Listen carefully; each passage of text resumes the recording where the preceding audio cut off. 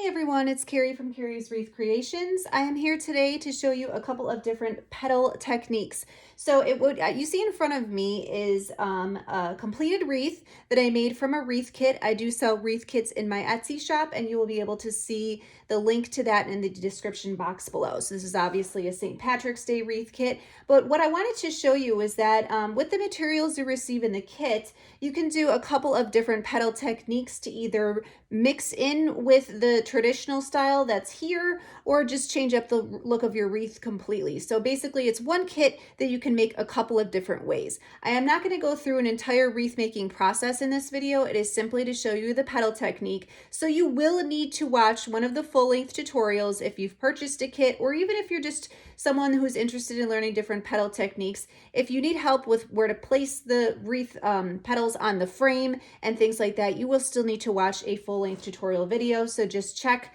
the description box below or scroll through my page. You'll see the tutorial videos.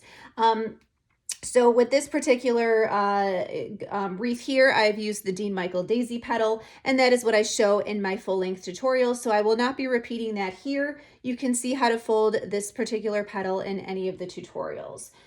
But what I want to show you was, so what you can see here, we have, I'll just run through quickly, 20 total petals on the outside, 10 on the middle layer, which is the white, and 5 on the inside. So with that exact same amount of material, you can change the look of your wreath with some different petal styles. So I'm going to show you two, and you can mix and match these.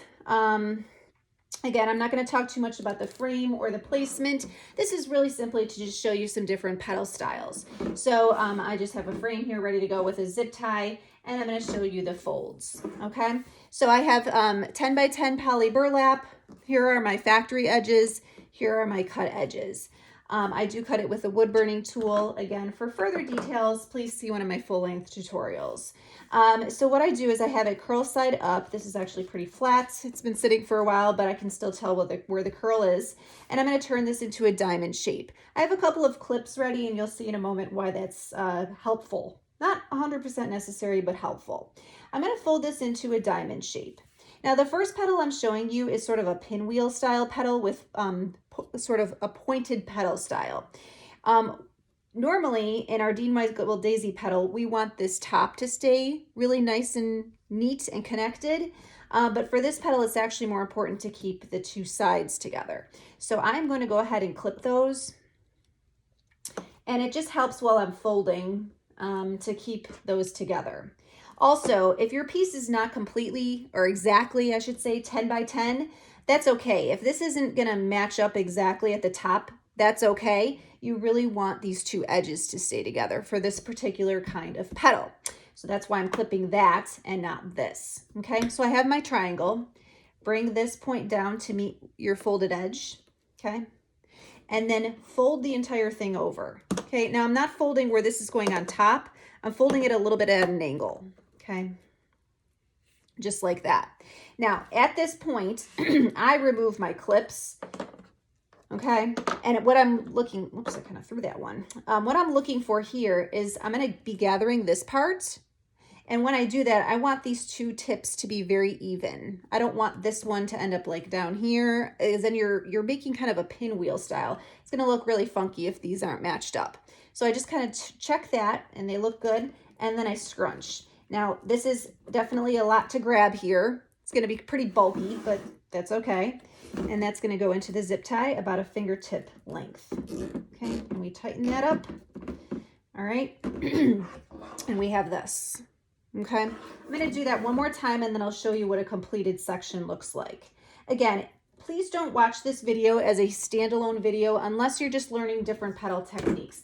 I'm not going to be showing you a completed wreath. I'm not going to be showing you where to put the petals so that they all lay nice and everything like that. That's for a full-length tutorial. This is really just sort of bonus content, so you can take that kit that you purchased from me, or if you're buying your own materials, that's great as well, and just implementing some different petal techniques to add some variety and interest to your completed wreath. Okay, so once again, here's our factory edges, cut edges, curl side up, turn it into a diamond. Okay. I'm folding into a triangle, but again, I would say I'm meeting them here, which I am, but I'm really more concerned about these edges being even. So I'm giving those, clipping those so that I have this nice point. Okay. And then I sort of flatten that out a bit, bring this point down to meet my folded edge. Okay. And this is 10 by 10 poly burlap cut with a wood burning tool. For information about where to purchase poly burlap and how I wood burn, you're going to want to check out my Facebook, any of my other tutorials. I do have quite a few live videos on Facebook where I show different things, kind of quick little videos. Okay, so I took my clips off. This is good right here, and I scrunch. And it goes into my zip tie.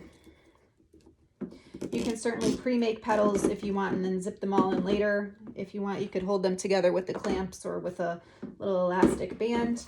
But as you can see, I'm sort of doing a pointed petal, like pinwheel style. So here is kind of fast forward in internet world here. Ignore the yellow. We're getting to that in a second. But here is what a completed section of those petals looks like.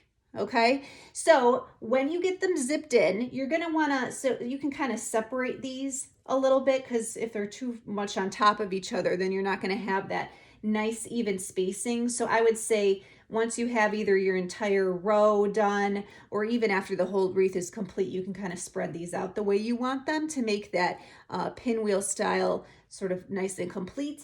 I would definitely encourage you to check out my Facebook. I think even on YouTube here, I might have a tutorial where I've done a pinwheel style wreath. I used a different kind of wreath frame, but the petal fold is the same. I believe if you look at, I'm trying to remember if it's on there or not.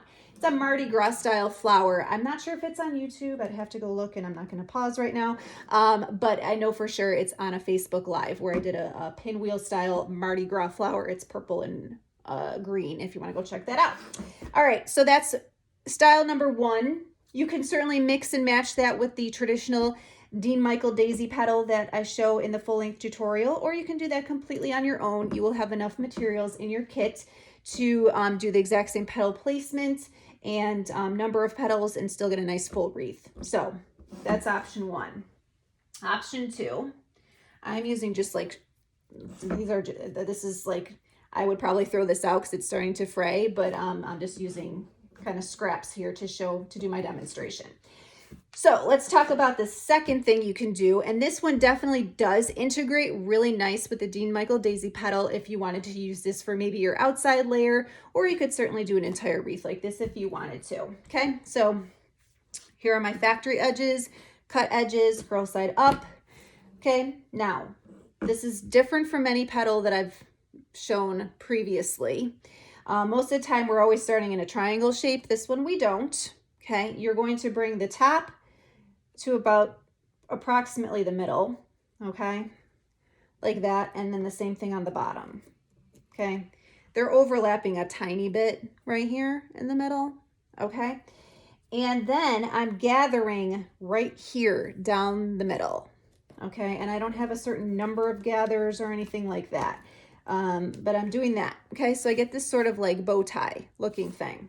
Okay, and then what I'm going to do is, and I think it just depends if you're left-handed or right-handed how you kind of do this. I sort of always turn it this way, and you're just going to bring one petal up sort of over the other like that. So I just grab it and go like this. Okay, so you have essentially the it's kind of the Dean Michael daisy, but it's like a double layered petal. So you still have that pointed sort of with where it kind of bows out sort of shape, that Dean Michael daisy shape, but it's a double layer petal. And it gives it, I think, a little extra volume. And so you have this part that you've pinched here. I'm going to show this one again. It's a little, I feel like this one's a little hard to demonstrate, but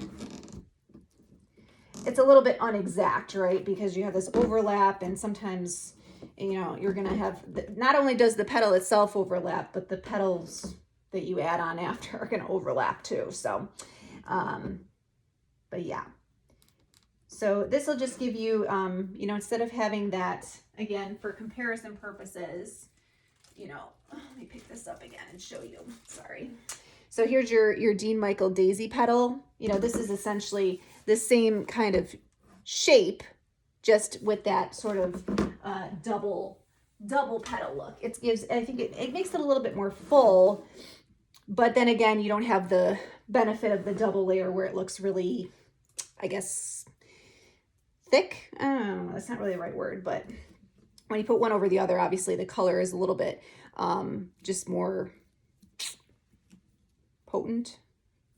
I'm running out of words today. Okay, let's show that again. So you have your factory edges, cut edges, turn it into a diamond shape. Bring the top about halfway down, the bottom halfway up, scrunch until you have a little sort of butterfly bow tie type thing, and then just bring your one petal over the other.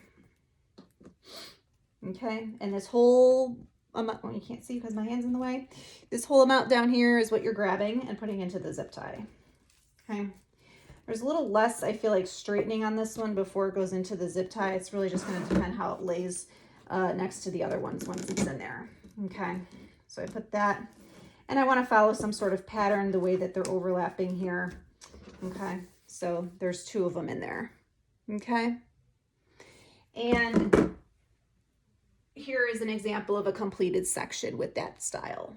Okay, so that's an option. I sometimes will do this style on the outside layer, and then I'll do the Dean Michael daisy petal on the two inside layers just for a little bit of contrast.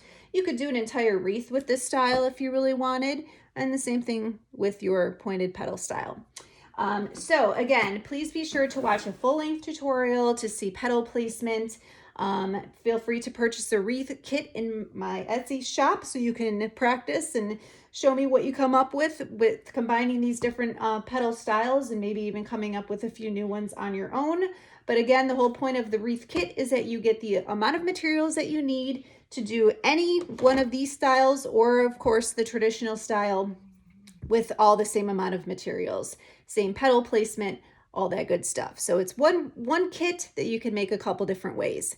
Thank you again for watching. Please, again, check out all of my other tutorials, check the description box for my social media, and please feel free to message me with any questions or comments. Thank you again. Have a great day. Bye.